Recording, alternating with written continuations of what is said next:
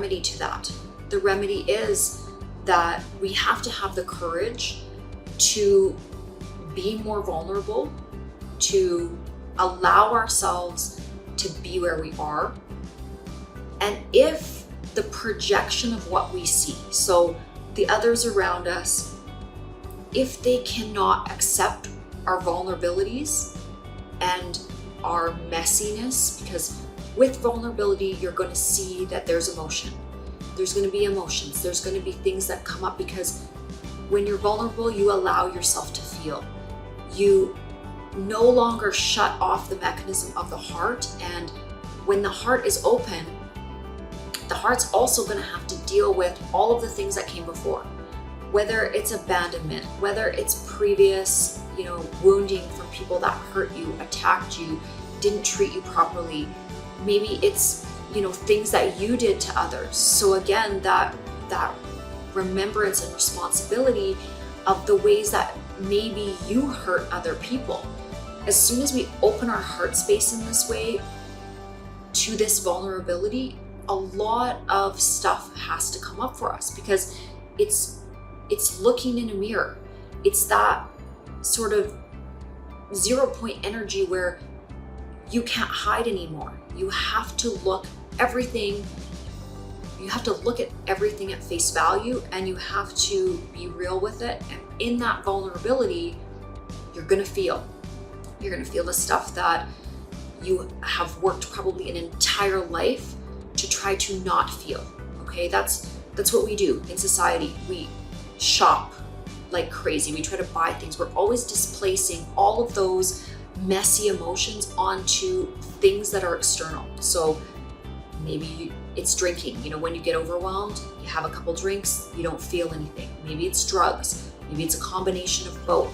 Okay, those are the escapes so that you don't have to feel. You don't have to deal with the vulnerability. You don't have to deal with the stuff that's bubbling up to the surface.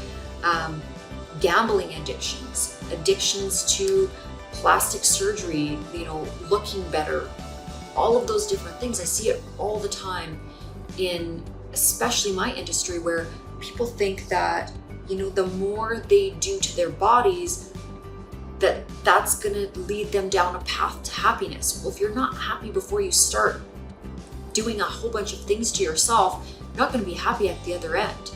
It's like the same principle with the relationship. If you say, okay, I've got to lose all this weight, get breast implants, do all these different things for somebody external to like me enough to give me some love, first of all, recipe for disaster. Absolute recipe for disaster. If somebody doesn't like you exactly the way you are naturally, or the real you, then do you think that that person's going to be the right person?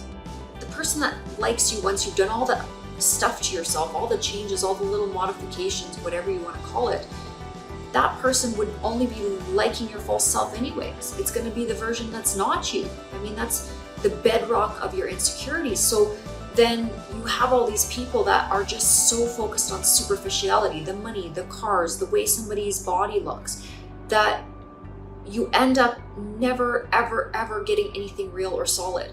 And then it's intuitively, intuitively you understand that, but then how do you fix it? Then it's this total cycle of, well, okay, that's overwhelming. I don't know how to fix that. That's a trigger. I'm gonna escape.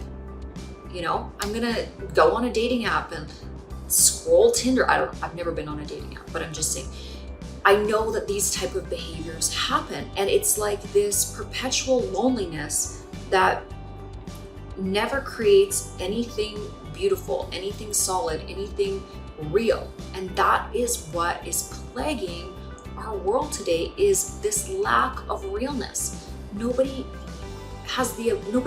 wants to go past that superficial bullshit mask that they wear to look good for society. And in and of that, you make yourself crazy. You lose yourself in that whole matrix. Okay, so let's look at the solutions in terms of how we can help ourselves through these moments where it feels overwhelming? First of all, again, giving yourself a break. You're gonna fall, you're gonna fail. There's gonna be days that just suck. There's gonna be times when you want to, put your fist through a wall. And sometimes you'll even do that. I mean, usually as you get older, you tend to control those emotions a little bit better. But those emotions exist for the reason that that uncomfortable state that we're in is meant to show us that we want or need something better, something more. And it is within that vortex of being extremely uncomfortable, extremely enraged, extremely frustrated with our condition, our state, that forces us to make changes. You get to the point where there's so much pressure you're gonna crack because you're not happy. You're not doing the things that make you happy. And that's the purpose of the emotions. That's the purpose of the guidance, is that you know yourself better than anybody else. And if you're in a state where you feel frustrated, where you feel your creativity is pinched off, where you feel overwhelmed, anxious, depressed, that's a point where you have to start really looking at things and asking yourself the big question: am I chasing the wrong thing? Have I set up my life to try to go in one direction? That can be chasing money, that can be chasing fame, that can be chasing, an empty dream that's not purposeful, that's not really filled with the right kind of why. Who am I and what am I doing and why am I doing it?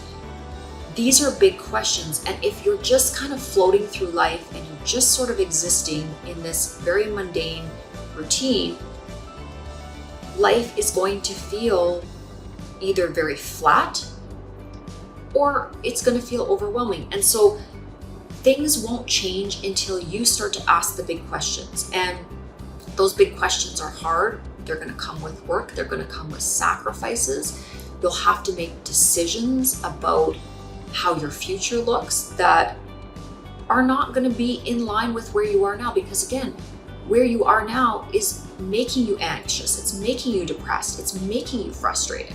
So the only way to get out of all of those things is to make new choices and make new decisions that are completely foreign to your ideology and the way you're thinking. And we have all of the social programming that has plagued us probably our entire lives that says you need to do this, you need to do that. Maybe it's the voices of your parents or your external family saying, this is what it means to be a productive human being. This is what it means to be a good human being. If you're going to live life right, you have to be doctor, lawyer, dentist, whatever it may be. But really, the message should be, if you want to be a whole human being, you should be happy. You should do the things that make you happy. And it's not always possible. I'm not saying everybody can quit their jobs and go dance in a field of daisies. I certainly can't either. But you can make small incremental changes within your daily life that will allow you to release some pressure and will allow you to feel more whole. It could be taking a lunch hour. It could be saying, you know what?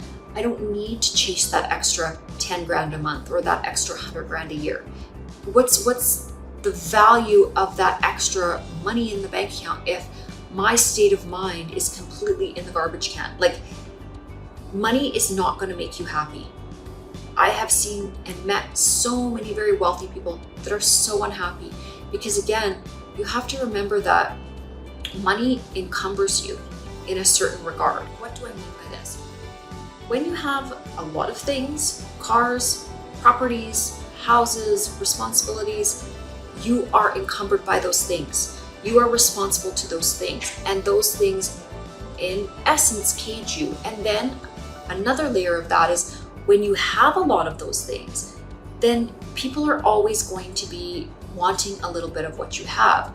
So then you get into a space where you're always questioning the motives of others around you. It becomes, difficult because, again, that accumulation, we've accumulated all these things, then we have to start guarding all the things we've accumulated, which is highly stressful. And then you never know why somebody may be wanting to be in your presence. Maybe they want something from you. Maybe they want to jump up a rung on the ladder. Maybe they want to, whatever it is, you're always questioning. And that becomes, again, a very difficult place or space to be in. So if you're authentically building because you're trying to create a better world and you want to leave something of a legacy for your future, that's a place where, again, it's sort of open-ended and you're not really trying to drive anything specifically for yourself in and of that dream. So that's the flow state that you can kind of expand into that allows you to kind of be free. But any other type of business, and what I've witnessed, is that you have this issue with competition, okay? So you're always worried that the competition is going to take something away from you. It creates this massive amount of separation, makes a person very fearful because, again, they're a competitor. What are they going to take from you? What are they going to, why are they competing with you in the first place? But again, it's business.